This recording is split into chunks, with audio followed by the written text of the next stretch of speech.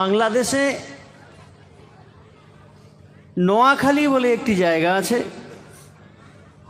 সেইখানে কম বেশি 4,000 আলেমের বাস। কত হাজার? আমাদের এলাকায় চিরুনি তাল্লাশি করলে 2টো বেরোবে, এ কথা বলে না।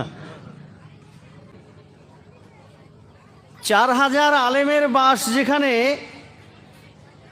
তো তাদের সঙ্গে মোকাবেলা করতে গেলে তো সেরকম একজন আলেমের দরকার।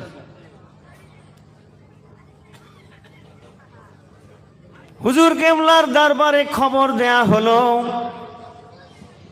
বাংলাদেশ তখন বর্ডার ভাগ হয় নাই, এপার বাংলা ওপার বাংলা সমান ছিল। সেই পিরিয়ডের কথা আপনাদের একটু শোনাই। হুজুর কেবলার দরবারে ফোন করে জানানো হলো, হুজুর এখানে উরসেকুল মজলিস হবে, 4,000 আলেমের বাস, বড় মাপের মাওলানা পাঠিয়ে দেন। ওরা যখন তখন যে কোনো প্রশ্ন করতে পারে, হুজুর তার জবাব যেন সেই মাওলানা দিতে পারে। আল্লাহর ওলি আজান গাছি রহমাতুল্লাহ আলাইহি, তার প্রমুখ খলিফাগণ যখন এই সংবাদ আসলো, হুজুর কেবলা বাইরে বেরিয়ে দেখলেন কেউ নাই। হুজরা মোবারকের প্রথম যে গেটটা ঢুকতে হয়,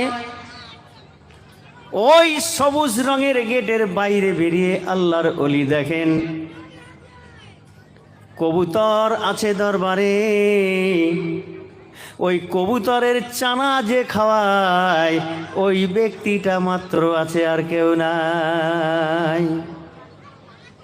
আল্লাহর ওলি কারা? আল্লাহর মেহবুব। কাদের কাছে হিকমতের জ্ঞান? কেন আল্লাহ কোরআনে বললেন সত্যবাদীর কাছে তোমরা যাও যতক্ষণ পর্যন্ত আমাকে ভয় করো, আর সত্যবাদীর কাছে যতক্ষণ শরণাপন্ন না হবে অতক্ষণ তোমার জীবনের কোনো পরিবর্তন আসবে না। এই কথা বুঝতে পারছি তো নাকি? পরিবর্তন দরকার তো নাকি? তা পরিবর্তন যদি আমার জীবনে না হয়, আমি যেমন সেই ঢিকঢিকা গাড়ি, সেই গাড়ি যদি ঢিকঢিকাই রয়ে গেল, তার নাট বল্টুগুলোতে একটু টাইট করেন, যেতে যেতে পার্টস খুলে পড়ে যাচ্ছে। আল্লাহর ওলি ওই চানা খাওয়ানে আলাকে ডাকলেন, ও বাবা সলিমউদ্দিন, চানা খাওয়ানো কাজটা শেষ করো বাবা, জলদি করে গোসল করে নাও, জামা কাপড়টা একটু ভালো করে নাও। কেন হুজুর? এখনই তোমায় বাংলাদেশের নোয়াখালী যেতে হবে। কি জন্য? আল্লাহর ওলি বলছে, বাবা সেখানে একটি উরসেকুল মজলিস হবে, তুমি যাও, সেইখানে গিয়ে তুমি ওই মজলিসে বায়ান করবে। ঠ্যাং কাঁপুনি শুরু হয়ে গেছে, 2-5 জন ধরে রাখলেও ঠ্যাং কাঁপা বন্ধ হবে না। ও আল্লাহর মেহবুব, আমি তো কিছু জানি না, আমি একজন জাহিল মূর্খ মানুষ, আর আপনি আমায় বাংলাদেশে ওয়াজ করতে পাঠান। হুজুর ওয়াজ কারে বলে আমি নিজেও তো বুঝি না। তো হুজুর কেবলা কি করলেন? সেই চানাওয়ালাকে পাঠাচ্ছে, বলছে আমি কি বয়ান করব? বলছে তো বয়ান করতে হবে না, তোমার বয়ান করার দরকার নাই, তুমি চলে যাবে, অজু করে 2 রাকাত নামাজ পড়ে নেবে নফল, যেখান দিয়ে দাঁড়াবে টেবিলটা নিচে পর্যন্ত একটা চাদর দিয়ে ঘিরে তুমি দাঁড়িয়ে যাবে। আল্লাহ আল্লাহ রসুল মুর্শিদকে স্মরণ করে। আমার ভাইয়েরা, বাড়িওয়ালা খুব খুশি, মনে মনে চিন্তা করছে হুজুর কেবলা বড় মাওলানা পাঠাবে।